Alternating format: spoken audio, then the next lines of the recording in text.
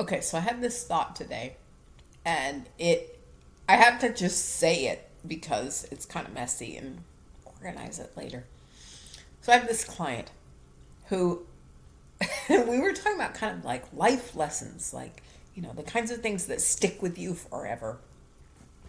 Mine is don't combine grain alcohol and cotton candy. That does not create a gastrointestinal. It's a problem. Take it from someone who knows. Okay. Anyway, fast forward. Hers was don't move the turtle. So she is very much like Snow White, right? And there was this turtle in, I assume here in Florida, and it was going across the street and it was going the wrong way towards the pond, or going away from the pond. And so, thinking that she was doing the right thing, she stalked up behind it, and scooched it, and, took it back over to the pond. And I'll be goddamned if when she got back to her house, she turned back around and here came that turtle again. And the lesson for her was the turtle's going to go where the turtle's going to go. Don't mess with the turtle. Yesterday, I had a similar thought about reflective listening. Stay with me. This is going to make sense, I promise. Okay, the 100 level class in reflective listening is literally listening, asking questions to make sure that you got it, repeating it back, saying, I heard you say, blah, blah, blah. Not what you think about what they said, or if you agree, no, just, I heard you say you were in the deli aisle and the Velveeta wasn't there. And that was really enraging. Your words. Did I get it? Right?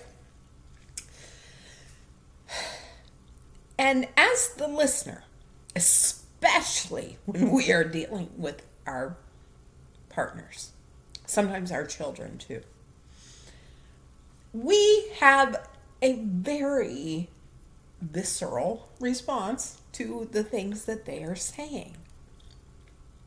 Right? They might be saying, because they might be, let's say we're talking about a fight that we had. And this happens to me all the time.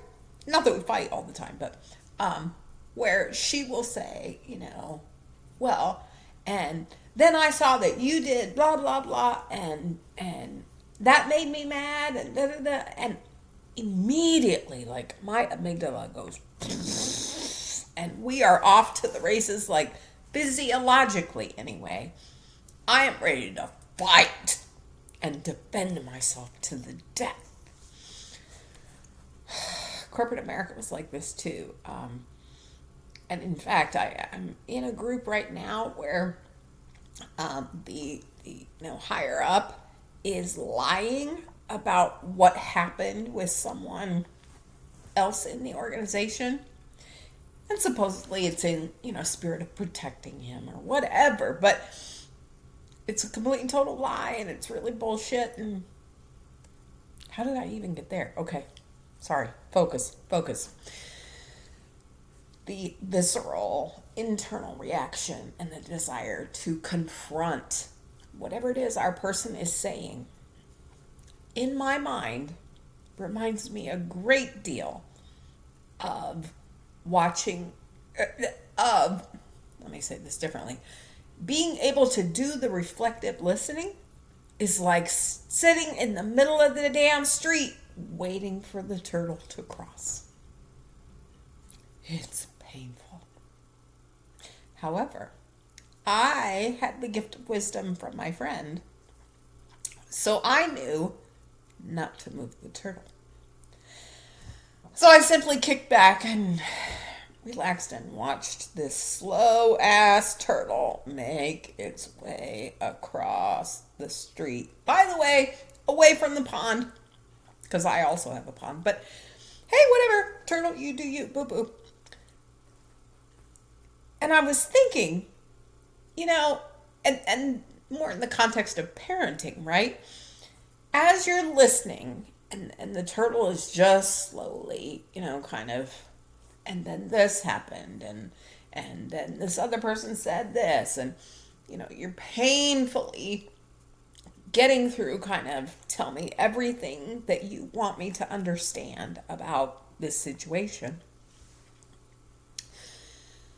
I thought, okay, as a listener, what are your responsibilities? And for me, I'm like, what came to mind was, okay, well, if the turtle were unsafe, right? If the turtle were on its way into a flaming building, I would not want the turtle to do that. Now, I'm not Snow White. I'm highly unlikely to pick up a turtle.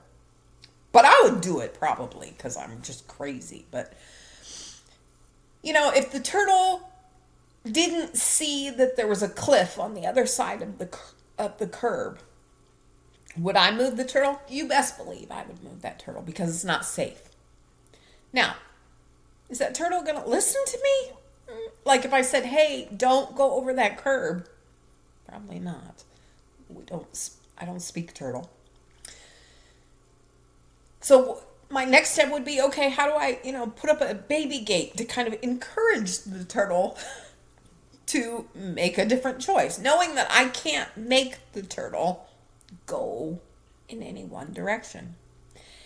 And this is exactly the lesson of reflective listening, is that the turtle, our loved one, our boss, whoever it is that we're having conversation with, we were never, ever going to be able to change their mind magically.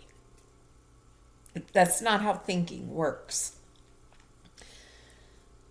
So our job, given that these are people that we care about and that we want to have a relationship with, it can feel really painful and slow to walk alongside them as they go on their journey.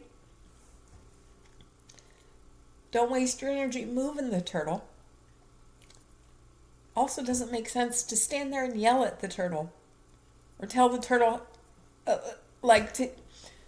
don't go that way, it's dangerous. I don't speak turtle. So the metaphor for me was really beautiful, and I'm articulating it really poorly. So let me know in the comments how you would sum it up in a different way that makes more sense and doesn't take 8 minutes. But welcome to what is happening inside my cranium on any given moment. I'm so sorry.